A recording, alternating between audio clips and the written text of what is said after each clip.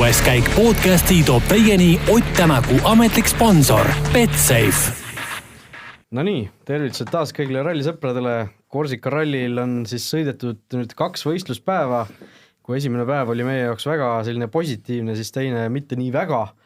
Aga sellest kõigest hakkamegi rääkima. Minu nimi Raul Ojasäär ja teise mikrofoni taga ikka jälle Karl Kruda. Tere, Karl! Nagu ikka, tere! Nagu ikka. No ei saa öelda nagu ikka selle võistluspäeva kohta, sellepärast et tõesti kurva lõpuga see meile oli. Ott Tänakul siis Korsika ralli 11. katsel purunes rehv. Oli küll suhteliselt lühike katse Korsika kohta, 15 kilomeetrit, aga suhteliselt katse alguses see juhtus.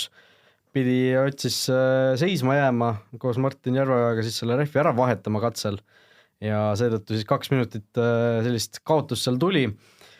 No paljud kommentaatorid ja kõik ka siin hädaldasid jubedalt selle üle, et kuidas ikka ainult ja ainult Toyotadel WRC autodes rehv katki läheb, et mitte ühelgi teisel, ei ühelgi Hyundai'l, ühelgi M-spordi autol ja ühelgi Citroenil ei ole rehvi katki läinud see ralli.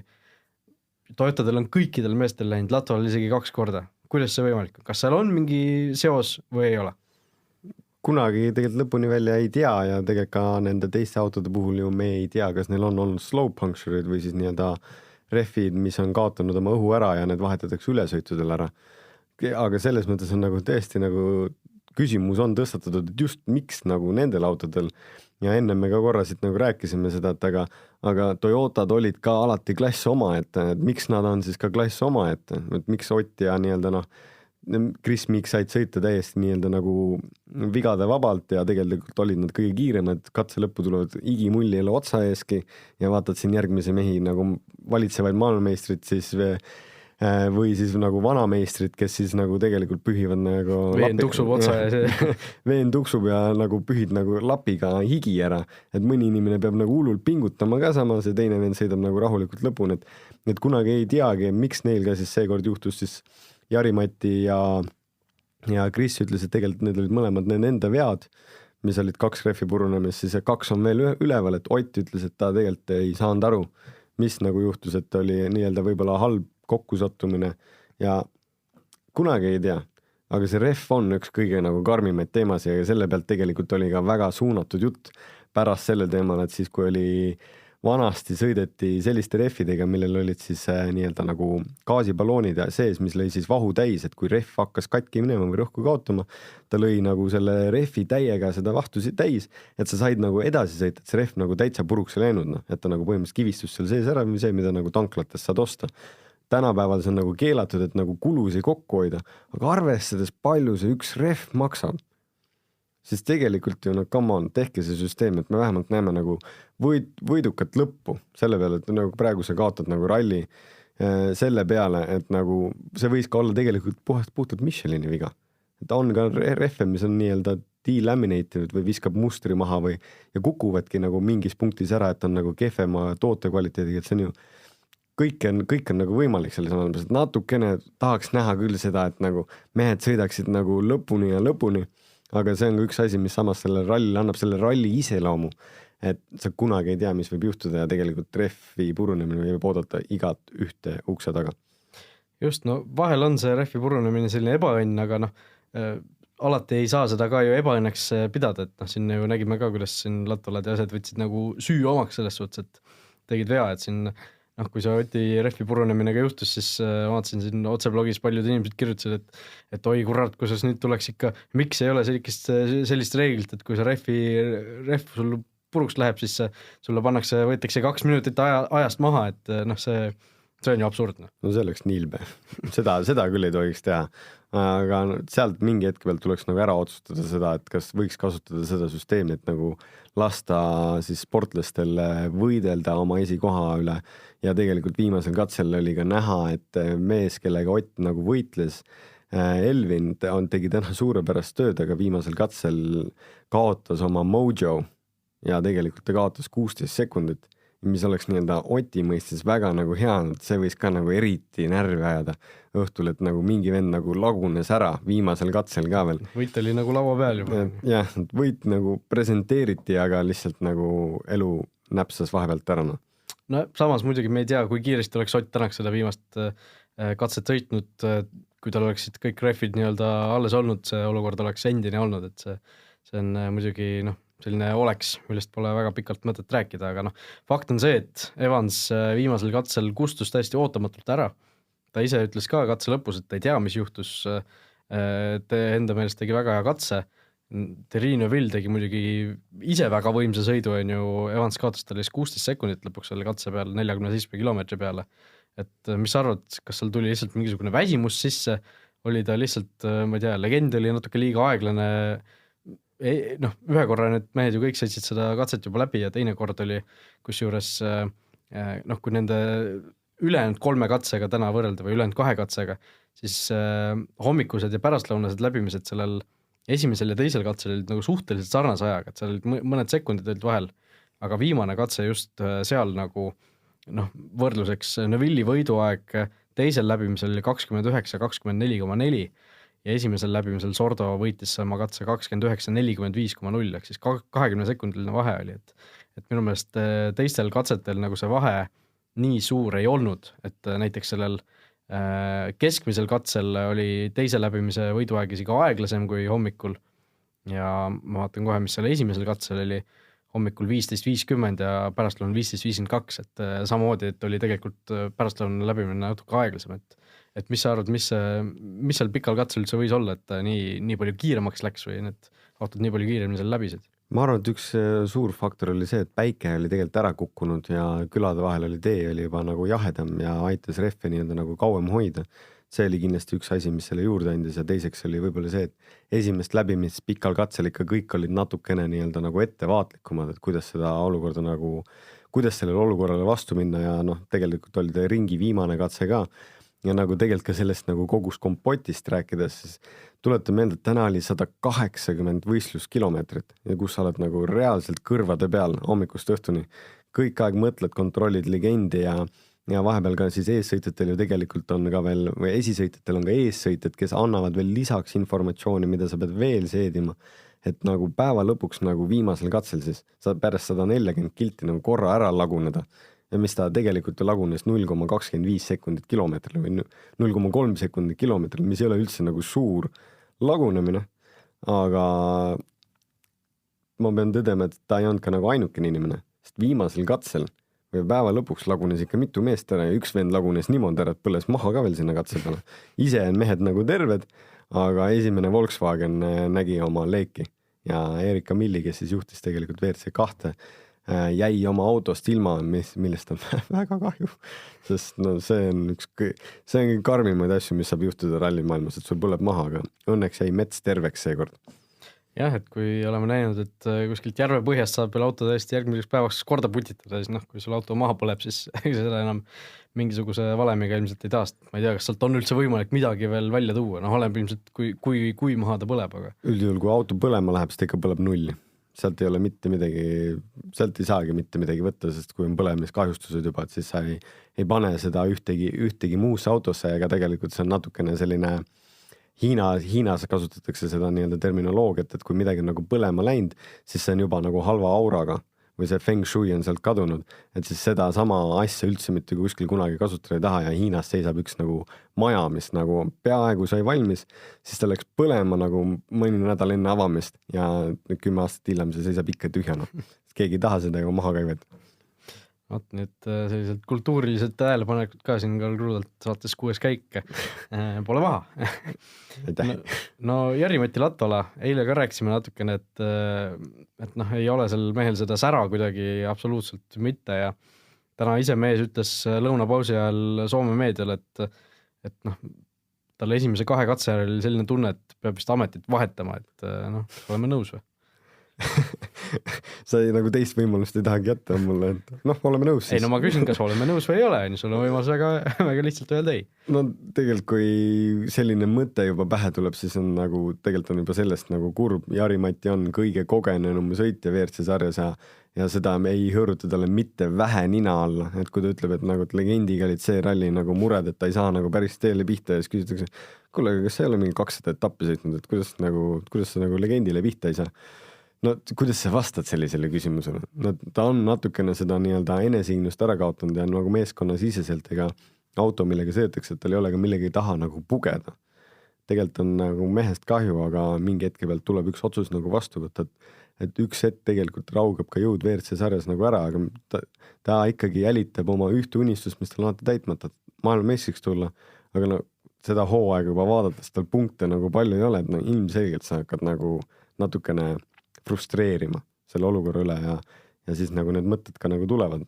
Tegelikult ma loodan, et ta nagu ennast leiab natukene, et võib-olla peaks sealt mingi sõitja roteerumise tegema. Tahtsin küsida, et mis hetkeni või noh, mis hetk tuleb vastu, kui Tommy Mäkinen ütleb Jarile, et kuule Jari, et okei, et siin tuleb, ma ei tea, Argentiina, Tšiili, noh võib-olla need on natuke liiga vara, aga mingisugust 2 rallit, et teeme nii, et mine sõida kuskile, ma ei tea, Indoneesiasse puhkama, tee laendal patareid kuskil täis, me võtame siit kellegi teise, noh, Craig Breeni või ma ei tea, Karl Kruda, et Käte Meri stuudiosse, et võtame kellegi asemel lihtsalt, et noh, proovima, noort talenti. Noh, neil on omad katsutad ja asjad ka ju tegelikult seal ka olemas, et neid Toyota nagu noh, neid pretendente sinna rooli on tegelikult päris palju ju tegelikult. No ikka on, aga samas tal on kõige rohkem nagu kogemust, et kui ta nii-öelda natukene suudab nagu maa peal rohkem olla ja ikkagi nii-öelda kuidagi kiirelt nagu tagasi tulla, siis ta on ikkagi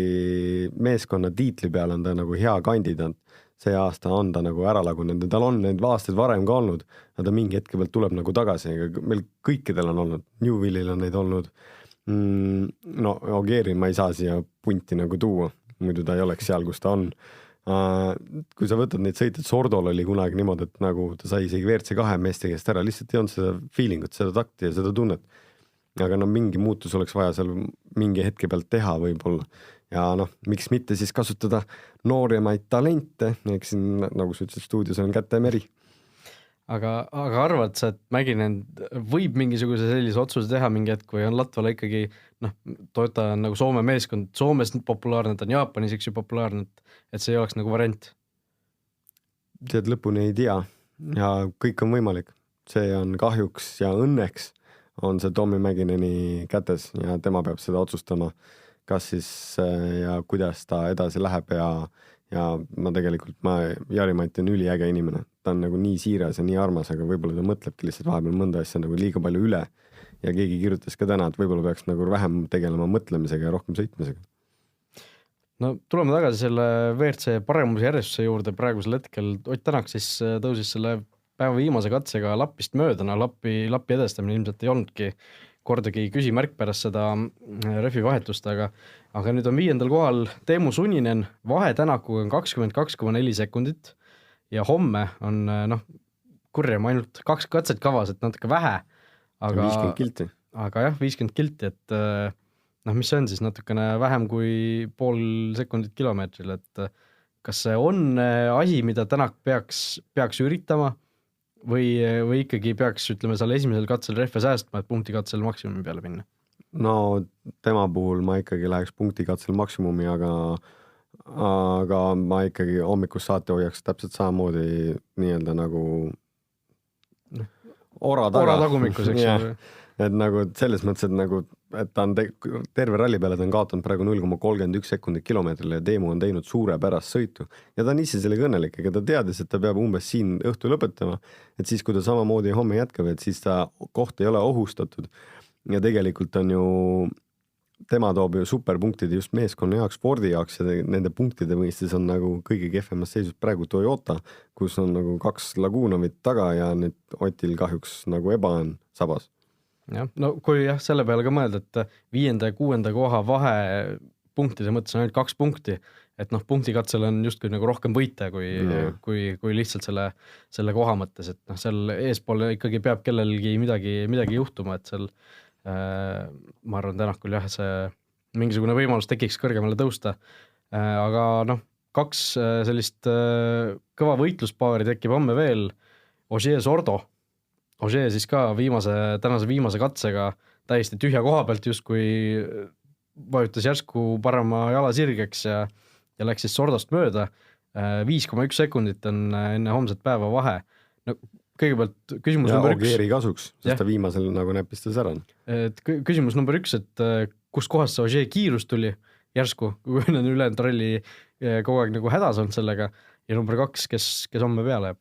No prantslased on selles mõttes, on nad nutikad ka, ega nad terve ralli on nuputanud ka, kuidas seda autot nii-öelda panna tantsima just Ogieri järgi ja nad on Ogieri sõnul ka iga servis ja kõik aeg nagu muudetakse ka ülesõitudel, et nagu katsete vahel, et saada seda nagu ideaalset nagu autot, et saadaks nagu kiiresti sõita, aga Ogier on ajalooliselt olnud ka vend, et kui mingi vend läheb katsele, mõtleb, et oi, et see on nagu raske katse, et selle ma pean üle elama, siis Ogier läheb suhtumisega peale, et oi, et see on raske katse, et seal ma pean ründama. Et nagu sa teed nagu kõige raskemad kohad endale just nagu kõige paremini selgeks ja keset katset oli ka seal mingi kruusalõik, et esimese katse splitte kui vaatasid versus siis Miik ja kes seal eespool nagu tulid, et siis sellel kruusalõigul ta pani sekund kilomeetrile kohe, isegi natukene rohkem. Aga siin puhul ta ei ole ainukene, kes on juba tark on ka Ott Tänak. Siis oli Elvin Evans ja Terry Newville. Evans oli natukene kehvemas positsioonis, aga need, kes maailmameistri tiitli peale võistlevad, need kolmekesti võtsid eesmärgiks just seda katset. Ja Ott ütles ka katse lõpus mingi hetke pealt, ma panin tähele, et nad lõpuks läksid need asjad keeruliseks ka nagu, et see sinna maani oli kõik väga ühtlane ja lihtne. No piltlikult lihtne, raske on nagu kindlasti, aga see pikk katse oli see, mis nii-öelda suutis sõitutes ja nendes välja tuua mingi erinevuse, et sa saaksid kas ette kaugemale või kelleski mööda ja tegelikult Ogier väga hästi seda näitas, et selle 2 katsega tõusis ta tegelikult poodiumile ja rallit alustas ju 7. positsioonilt. No Ogier või Sordo homme, Ogier pigem jääb peale. Ogier ikka jääb peale. Sordo seal viimase katse lõpus oli ka, et natukene tõi nagu nii jätkub, sest mul ei ole mitte midagi siin rääkida. Et kui Ogier niimoodi sõidab, siis homme võitlust ei tule. No, võtame kiirelt siia Betsafe'i koefid ka siis juurde, Ogier 1,45, Sordo 2,50, et ka Kilfio kontor soosib selgelt Ogier'd, aga kes võidab ralli? Kas Elvin Evans või Terry Newville või Evans? Niipidi siis võtame kiirelt koefid ka, Newville 1,50, Evans 2,45 ja see vahe on 4,5 sekundit. Et arvestades Evansi kiirust tegelikult, ma arvan, et homme läheb ikka võitluseks seal. Jah, ma seal Evans ei assu kindlasti tagasi, ta on suurepärast tööd see nädalavahetust teinud ja ilus on seda on vaadata. Sõidustiili poole pealt Newville on selline natukene salakaval reban olnud, et ta on alati, ta ei ole üldse muretsenud selle asja peale. Nagu me eile rääkisime, et ta nagu ootab oma võimalust ja nüüd nõelaski seal viimasel katsel, võttis Evansilt 16 sekundiga siis kalbi põhimõtteliselt ja ühtäkki hüppas siis esikohale. Nagu need Napoleoni kuulsad õnnelikud kindralid, keda siis peeti õnnelikuks tänu sellele, et nad lihtsalt nagu läbi õnne oleks seda teinud, aga tema siis oli väga selgelt selle peale vastanud, et õnn tuleb ainult nendest nii-öelda inimestest, kes on tähelepanuväärsed ja saavad aru, kuna on õige aeg seda momenti ära kasutada ja Newville istus täpselt rahulikult oma positsioonil. Just, selline oportunism siis mõnes mõttes või kasutas oma võimaluse ära väga hästi, aga Evansi koef Newville'iga võrdluses 2,45 tundub nagu päris magus isegi, et kui juba võtta, siis võtta, et Evans võidab ralli, on täpselt 3 see koefitsient. Et see tundub isegi mulle päris nagu magusa panusena. Aga kiirelt võtame ette ka JVRC või tahtsid midagi veel öelda? Ei, ma olen täitsa rahul. Oled ammendanud ennast WRC poolelt, aga JVRC ka draamat täis päev, kõigepealt Ken Torn pidi mootoririkke tõttu katkestama, täna ei saanudki starti tulla ja andis siin pärastlõunal ka Jan Martinsoni intervjuu, kus rääkis, et peab edasi mõtlema, mis siis temast üldse saab, et kas ta jätab selle hooaja katki või mitte. Ja ütles sellise küsimuse, et läheb koju ja peab toetajate targemate inimestega aru, mida edasi teha, et üks targem inimene istub meil siin stuudios, et mida siis Ken Torn nüüd tegema peaks? Ma loodan, et ta leiab ühise keele just oma toetajate ja inimestega, kes teda aitavad ja sellel poisil on nagu kiirust ja talent ja tegelikult ta nagu hästi sõidab, et sellisel juhul sinna nii-öelda nagu, ma ei taha midagi halvasti öelda, ta võiks need kõik järgmised rallid nii-öelda kaasa teha pealtvaataja vormis legendid teha just nagu enne rallit ja pärast rallit, et hinnata kõik katsed ilusti ära ja enda jaoks nagu teha endale maksimaalselt hea legend. Ja tegelikult see nii-öelda raha, kas tal on siis veel nii-öelda nagu selleks aastaks, mis on nii-öelda kõrvale pandud ja mõeldud, et see suunata just nii-öelda nagu testidesse siis nii-öelda ka välismaal nendes kindlastes tingimustes valida igas riigis see nagu ralli ja just seal koha peal nagu käia. See, et me siin Eestis nii-öelda niisama harjutad kiire tee peal sõitu, see kindlasti tuleb sulle kaasa, aga kui sa tegelikult MM-i tahad sõita, siis sa pead olema selles mikrokliimas piltlikult. Sa pead olema seal, kus päike tõuseb täpselt sellel ajal ja millised on need teetingimused ja milline on see kohalik konkurents. Kui sa kohalikku suudad juba nagu võita, siis sellele nagu MM-i etapile seal minna, siis on tegelikult nagu mugavam. Aga see on alati on küsimus pigem selles, et toetajad ju tahavad reklaami. Reklaam tuleb sul võistlustelt, et kui sa testides teed või seda, et siis see nii palju nagu ei tule, aga eks see, nad peavadki leidma selle kuldse kesktee, millist teed pidi minna, et sellel mehel on nagu võimalust võtta just nii-öelda nagu see JVRC tiitel, sealt edasi minna siis WRC2 ja no, ennast järjest rohkem ja rohkem töötada üles kõrgemale ja kaugemale. Just, ja noh, teine JVRC mees on meil ka võistlus tules Roland Poom koos Ken Järveojaga pärast tänast päeva siis 7. kohal. Neil oli siin väga huvitav intsident, ei saanud nemadki siis draamast nii-öelda pääsu. Et olid väidetavalt mehaanikud teinud siis prohmaka, et kuigi Poom oli tahtnud minna kõikide kõvade rehvidega, kõva seguga rehvidega rajale, siis millegipärast oli talle üks pehme rehv siis alla krutitud ja ei tea, kas kokkusattumusena või mitte, aga just see siis katse ajal purunes. Nii et sealt see ajakaotus natuke tuli juurde, et kuidas see käsi üldse võimalik on? Võtad lihtsalt valest sunnikust mingisuguse rehvi või kuidas need asjad käivad seal? Seda, neid asju tuleb ette küll, kus sul lähed nagu mingi vale asjaga servisest ära ja on olnud juhuseid, et nagu sul on roolilatt puruks või mingi asi, lastakse auto pealt alla, viiakse põhimõtteliselt käruga ära, tuuakse järgmine uuesti tagasi, aga millegi pärast on ringiga jõudnud sama roolilatt tagasi, mis pannakse tagasi. Vabandust väga, mida? Aga Rolts on saanud täieliku selle MM-i elukooli sellelt esimeselt asfaltetapilt. Korsika ei ole väga mugav etapp, mida sõita, see on üsna keeruline. Seal on kurve tõesti palju, et kui räägite muidugi 10 000 kurvist, siis Järve ja Matu luges kokku, et need oli 6100, et mis mõttes? Lahja. Aga ta on saanud täie rahaga seda või valuga seda, mida ta on sinna nagu läinud nagu õppima. Ja ta selles mõttes on nagu hea meel, et on vähemalt nagu rajal, et vanameister Ken seal kõrval ikka kindlasti ma usun, et aitab seda olukorda kontrollida, aga see ei saagi olla väga lihtne. Ta on 2 rehvi purunemist muidugi on tal juba olnud, et see on nagu kõvasti teda nii-öelda nagu tahapoole kukutanud, aga sellegi poolest ta tegelikult sõidab üsna ühtlaselt ja tema tempot vaadates, ega ta sellel positsioonil umbes peaks olema ka, kus ta praegu on. Et küll ta jõuab. No nii, aga tõesti, tuletame meelde veel Betsafe'i eripakkumist uuele kliendile. Me oleme nädalavahetuse jooksul reklaaminud, et kui Betsafe'is endale konto teed, panustad seejärel vähemalt 10 euro eest, vähemalt koefiga 1,5, siis Betsafe annab omalt poolt 25 eurose tasuta panuse ja nii kuni 4 kuud järjest, ehk siis kokku saab 100 eurot tasuta panuseid, kui niimoodi käitud. Aga esimene asi juba kuhu alustada panustamist oleks siis nagu homme hommikul esimene katse, mis on siis 13 kilomeetrit ja need koefid on täpselt sellised, et nii-öelda 3 meest seal ees võitlevad, Newville, Evans, kes võitlevad reaalselt 4,5 sekundiga esikoha peale ja siis kõrval on ka nii-öelda Ogier ja Sordo, kes võitlevad siis 3. ja 4. poodiumi kohtade peale ja kõik need koefid on nagu päris sellised magusad. Aga muidugi ei tasu ära unustada meie enda meest Otti, kes läheb ju tegelikult võib-olla natuke, me ei tea, mida ta tegema läheb, aga ütleme nii, et see mees teab, mida ta teeb. Jah, kui mõlemad kiiruskatses võidab, siis koef 7 homme, nii et see tundub päris hea mõttena, aga võtame kiirelt mõned küsimused ka, me kõiki ei jõua võtta, ütleme juba ette, täna tuli päris mitmeid küsimusi. Võtame siis sellise kiirtulena, küsib Ants Poiss, et mis kiirusega on lubatud sõita või sõidavad need esiautot asfaldirallidel, ehk siis Marko Märtin Ott Tänaku jaoks näiteks seekord? täpselt sama kiirus, mis on legend või siis nii-öelda vastavalt kiiruse märkidele või mis nii-öelda tee peal on väljas.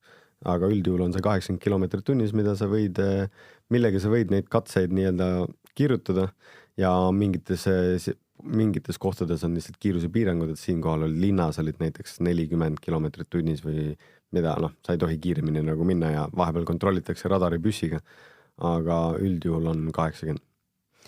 Ja siis üks küsimus veel, küsib Tarmo siis, et selle eilse Miigi ja kes see tal selja taga oli, Evansi olukorra kohta, et kui Miik ei näinud talle saadetud sõnumit, et kui see ikka edastati, vandenõuteooria, et siis kuidas siis Ogier märkas eelmisel rallil kohe seda punase lipu teadet, et need teated edastatakse kuidagi erinevat pidi, et see punase lipu teade on vist mingisugune tuluke läheb kuskil täitsa põlema. Punane lipp on jah SOS, et seal on armatuuri peal selline nii-öelda nagu Fordil oli vähemalt seal keskel ja eks neil on nagu mingites kohtades võib-olla, et see kõik nagu ei häiriks kohe, aga see punane tuli läheb nii-öelda ralli võistluskorraldaja pealt läheb nagu põlema.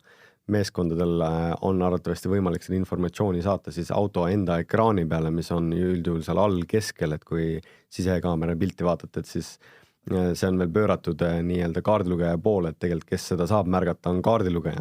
Et Miigil ei saa ühtegi nagu seda kivi sinna kapsaaeda veeretada, Sebile seal, kes tal kõrval on, et tema otsa rohkem nagu vaadata, aga selle peale ikkagi tagasi tulles, et kui sa sõidad linnas autoga, sa näed igast silmanurgast peeglit.